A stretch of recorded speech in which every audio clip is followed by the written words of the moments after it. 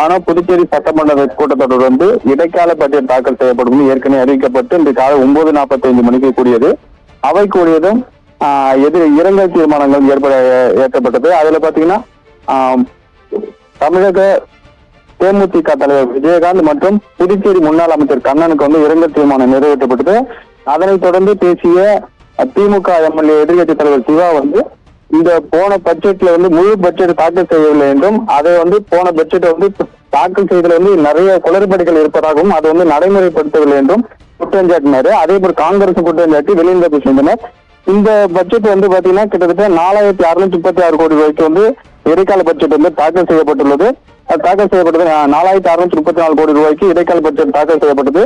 இதனைத் தொடர்ந்து பாத்தீங்கன்னா அதாவது சுயேட்சை எம்எல்ஏ நேருவும் வெளிநடப்பு செய்தார். போன பட்ஜெட் தாக்கல் செய்யப்பட்டது எதுவுமே நடைமுறைப்படுத்தவில்லை, ஸ்மார்ட் சிட்டி திட்டத்திலும் குளறுபடி உள்ளது, எதுவுமே செய்யாத இந்த பட்ஜெட் இடைக்கால பட்ஜெட் தாக்கல் செய்வதாகவும் முழு பட்ஜெட் சில மாநிலங்கள் வந்து முழு பட்ஜெட் தாக்கல் செய்யப்பட்டும் புதுச்சேரியில் மட்டும் இடைக்கால பட்ஜெட் தாக்கல் செய்வதற்கு காரணம் என வந்து கேட்டு வந்து அவர் வெளிநடப்பு செய்தார். புதுச்சேரி நிலத்தடி நீரை வந்து பாதிக்காத வகையில் வந்து தொழிற்சாலைகள் கொண்டு வரக்கூடாது, அதாவது நிலத்தடி நீர் பாதிக்கக்கூடிய தொழிற்சாலை கொண்டு வரக்கூடாதுன்னு சட்டசபையில் வந்து விவாதம் நடைபெற்று வருகிறது. பானு.